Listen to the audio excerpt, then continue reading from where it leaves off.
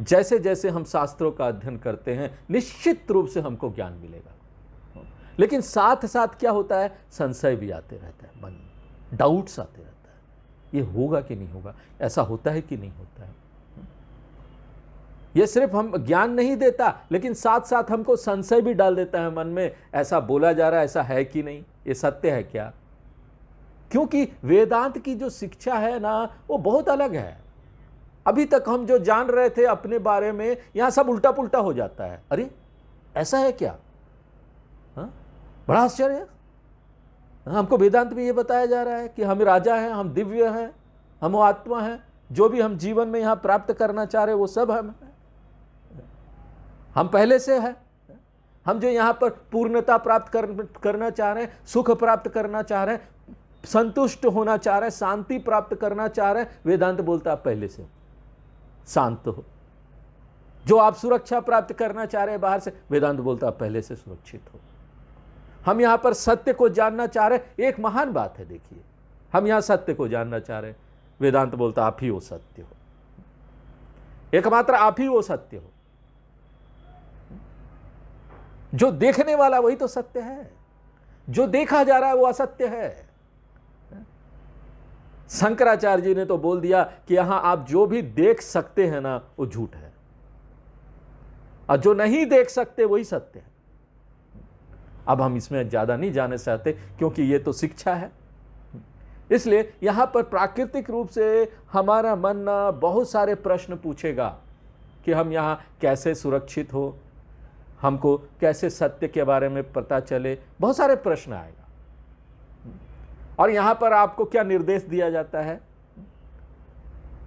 तुरंत आप कोई प्रश्न मत पूछिए, समग्रता से पूरा सुनिए गीता को, उपनिषद को पूरा पहले सुन लीजिए।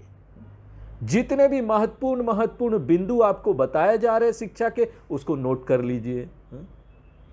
सारे जो शिक्षा के पॉइंट बताए जा रहे हैं उसको समझ लीजिए। और जब तक ये पूरा नहीं होता ना, आपको जो संशय आ रहा है ना मन में, हमको ये संशय आ रहा है, समझ में नहीं आ रहा, उसको साइड रखते जाइए। आप उसको लिखते जाइए, एक जगह एक डायरी बना लीजिए, आप लिखते जाइए मेरा ये संशय है, लिखते जाइए। स्वामी जी ये बोल रहे हैं, गुरु जी ये बोल रहे हैं, मैं इसको स्वीकार नहीं कर सकता, लिख लीजिए। ज्यादा से ज्यादा आपको खराब लग रहा है ना, ये कैसे गुरु जी है, कैसे बोले मैं स्वीकार नहीं कर सकता हूं, आपको खराब लगेगा ना, बोल रहे हैं मैं स्वीकार नहीं कर रहा हूं, अच्छा नहीं लग रहा है, तो ना आप उसमें कॉमा लगा दीजिए और उसमें लिखिए सम्मान के साथ, गुरुजी सम्मान के साथ हम इसको स्वीकार नहीं करते। सम्मान देने का ये अर्थ नहीं कि गुरु को आप सम्मान दे रहे हैं तो मैं जो भी बोल रहा हूं आप उसको स्वीकार करेंगे, कोई जरूरी नहीं।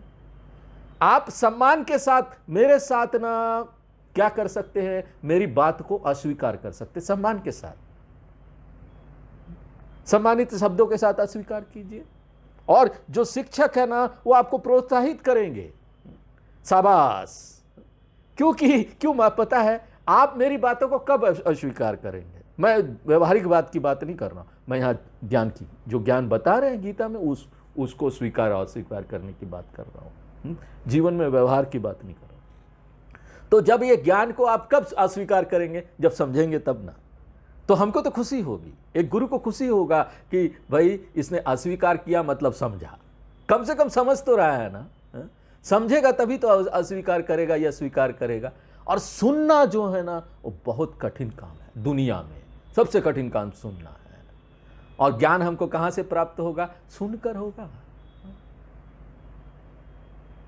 लेकिन ज्ञान जो है ना, वो कमजोर होता है, साथ में जो संशय आ रहा है उसके कारण।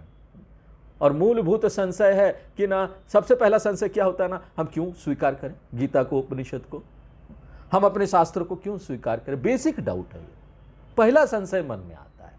कई लोग बोलते हैं कौन देखा है वेद व्यास जी ने गीता लिखा, कौन देखा कृष्ण भगवान ने बोला और अर्जुन ने दिया। पहली चीज लोग उसको स्वीकार नहीं कर पाते कि कृष्ण भगवान ने बोला, अर्जुन, ऐसा कैसे हो सकता है, युद्ध क्षेत्र में इतना बड़ा गीता 18 अध्याय कैसे हुआ होगा।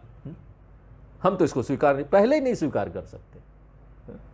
और सोचिए, जब तक आप पहला ये चरण है इसी में नहीं आएंगे, इसी को स्वीकार नहीं करेंगे कि हमारे जो शास्त्र है, गीता उपनिषद सब सत्य बोल रहे हैं, तब तक मन में संशय कहां से आएगा? क्योंकि अभी तक तो आपने सुना ही नहीं। जो संभावित प्रश्न है वो कहां से आएंगे?